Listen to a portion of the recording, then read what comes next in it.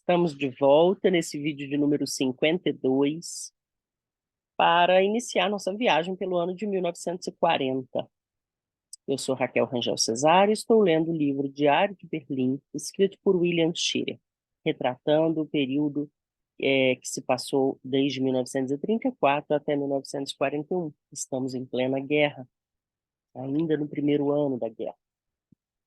Vamos lá. Berlim, 1º de janeiro de 1940. O que nos trará este ano? A decisão, tal como Hitler blasonou ainda ontem. Vou começar de novo. O que nos trará este ano? A decisão, tal como Hitler blasonou ainda ontem? Ainda não consegui encontrar um alemão que não esteja absolutamente certo disso. No entanto, a meu ver, a única coisa certa é que esta guerra de propaganda apenas não pode continuar por muito tempo. Ou Hitler procura novas vitórias, ou o seu sistema entrará em colapso. Durante a noite passada, na Kurfürstendamm, vi um número de bêbados como nunca observara antes em Berlim. Himmler espalhou milhares de seus agentes por toda a cidade para que ninguém usasse automóveis e que todos os bares e cafés cerrassem as portas exatamente à 1 da madrugada. Assisti à entrada do Ano Novo em casa de Sigrid Schultz, seguindo depois para a companhia dos alemães da Rundfunk, de onde fui encontrar-me com Russell Hill, no Virgínio. Por volta das 2 da madrugada, em plena Kurfürstendamm, tomamos um táxi. Um alemão, sua mulher e a filha, esta de cerca de 12 anos, entraram no veículo pela porta do lado oposto. Diante disso, concordamos em repartir a condução, uma vez que não existia outro táxi à vista. Logo depois, um soldado, em companhia de sua pequena, subiu para o assento do motorista. Não tínhamos ainda andado muito quando um policial fez parar o carro e nos ordenou que descêssemos, sob a alegação de que não poderíamos andar de táxi, a menos que estivéssemos em serviço do Estado.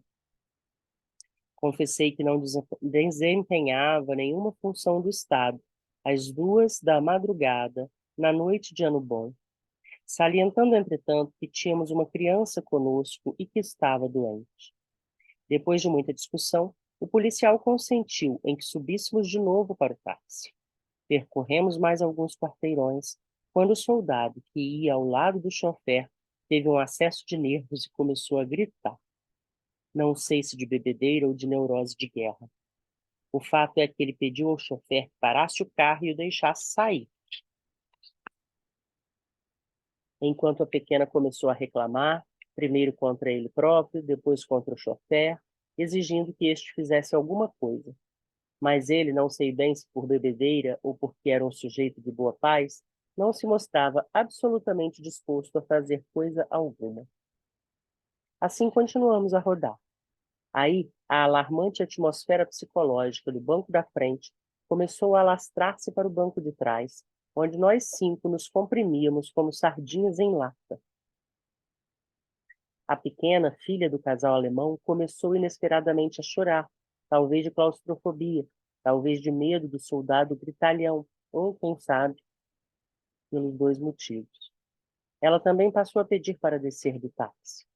Pouco depois, a mãe fazia-lhe companhia aos gritos. Depois, o pai. Finalmente, o chofer, aparentemente desperto de sua apatia pelo berreiro infernal, resolveu parar. Já na rua, na esquina escura, o pai de família e o soldado deram início a uma enorme discussão, acusando-se mutuamente de ter estragado a noite de Ano Bom do outro. Russell, eu e o chofer aproveitamos a ocasião para prosseguir viagem, deixando-os ali em plena discussão. Acabamos, Russell e eu, concordando em que aquilo nada mais era que uma explosão em corrida de nervos provocado pela guerra. Que situação inusitada essa do táxi, hein? Berlim, 3 de janeiro. Soube hoje o que os russos prometeram fornecer aos alemães durante este ano. 1 milhão de toneladas de forragens e cereais. 500 mil toneladas de sementes oleaginosas. 500 mil toneladas de soja, 900 mil toneladas de petróleo, 150 mil toneladas de algodão. Esta cifra representa mais que o total exportado pela Rússia durante todo o ano passado. 3 milhões de marcos ouro, de couro e peles. Isso no papel é ótimo, mas, de minha parte, apostaria tudo o que possuo, como os russos não chegarão a entregar mais que uma pequena parte do que prometeram. Uma informação de caráter oficial acaba de anunciar que Göring vai se tornar ditador absoluto da economia de guerra da Alemanha, um cargo que de fato já vem exercendo há muito tempo. Por outro lado, a imprensa começa a rosnar sobre os desígnios agressivos da Grã-Bretanha na Escandinávia. Hitler, segundo ouvi, ordenou ao exército, à marinha e à aviação que preparem os planos necessários para desalojar os aliados daquela área, desde que eles se arrisquem a ajudar a Finlândia contra a Rússia. O exército e a marinha têm tendência muito favoráveis aos finlandeses, embora compreendam perfeitamente bem que estão na obrigação de proteger as suas rotas comerciais para os campos de minério da Suécia. Se a Alemanha perder esta fonte de suprimento, está perdida. Berlim, 8 de janeiro. Hoje à noite consegui uma rápida entrevista com o general Ernest Ude, mas Göring, seu chefe, censurou-a de tal forma que acabou perdendo todo o interesse. Passei a maior parte do dia polindo o inglês do general, que não é nada bom. Ude, um sujeito agradável que eu costumava ver de vez em quando em casa do embaixador Dodge, é qualquer coisa de fenomenal. Piloto profissional, que há não muitos anos estava tão mal de finanças que teve que realizar uma turnê pelos Estados Unidos como aviador acrobático, exibindo-se em suas fantasias aéreas de casaca e cartola, é o atual responsável pelo desenho e construção dos aviões militares alemães. Apesar de nunca ter tido a menor experiência comercial, demonstrou ser um verdadeiro gênio na sua especialidade. Colocado logo depois de Göring e do general Milch, goza da fama, nos meios mais fechados de Berlim, de ter conseguido fazer das forças aéreas alemãs o que elas são atualmente. Não pude deixar de pensar esta noite que um homem como o D nunca encontraria a oportunidade de lhe ser confiado uma tarefa como essa nos Estados Unidos. Seria considerado como carecendo de experiência comercial. Ademais, os homens de negócios, se conhecessem algo de sua vida particular, um pouco boêmia, hesitariam em confiar-lhe tamanha responsabilidade. No entanto, neste louco sistema nazista, ele realizou uma tarefa fenomenal. Interessante. Ontem à noite, o D ofereceu uma pequena festa em sua residência, onde 3 generais, com seus guardanapos estendidos sobre os ombros, ocupavam os lugares mais importantes no seu grande bar particular. Estavam lá também algumas lindas pequenas, e o ambiente não era dos mais ascéticos.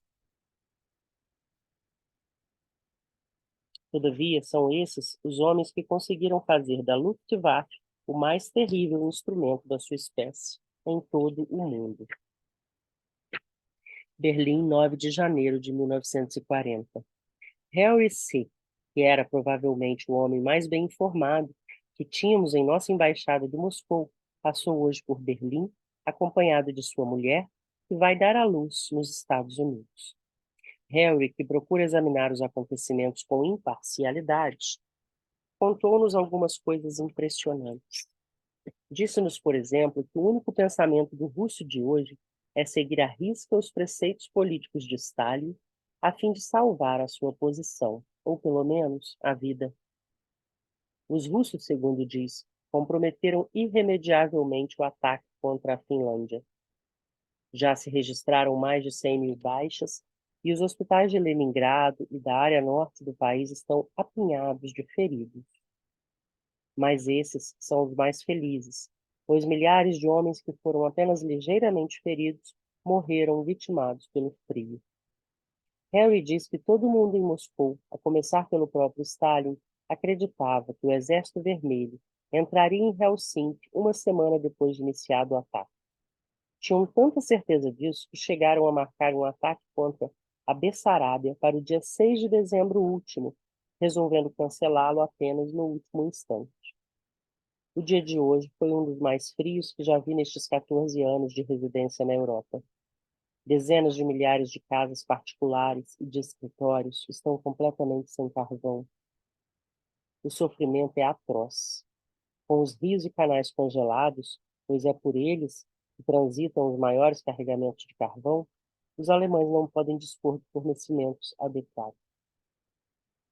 Soube que ainda recentemente 18 poloneses foram fuzilados e outros 20 ficaram feridos nos campos de concentração da Polônia. Os homens da SS dizem que foi uma revolta, entre aspas. O exército tem protestado junto a Hitler contra a brutalidade insensata que a Gestapo vem demonstrando naquele país. Mas, pelo que me diz respeito, duvido muito de que isso possa modificar a situação. Devo assinalar uma nova campanha de propaganda destinada a convencer o povo alemão de que a guerra atual não é apenas uma luta contra as duas democracias plutocráticas, entre aspas, mas também uma verdadeira guerra santa contra os judeus. Ainda esta noite, pelas colunas do Angriff, o Dr. Ley disse o seguinte, abre aspas, sabemos muito bem que esta guerra é uma luta ideológica contra o judaísmo mundial. A Inglaterra aliou-se aos judeus contra a Alemanha. A Inglaterra está ao lado dos judeus, espiritual, econômica e politicamente. Para nós, a Inglaterra e os judeus continuam a ser um único e comum inimigo. Fecha aspas. E assim nós terminamos nosso primeiro vídeo do ano de 1940. Vídeo no ano de 1940. Espero que você esteja gostando. Lembre-se de curtir este vídeo, de compartilhar este canal com pessoas que você conhece e que podem se interessar por esse assunto. Um abraço, até a próxima.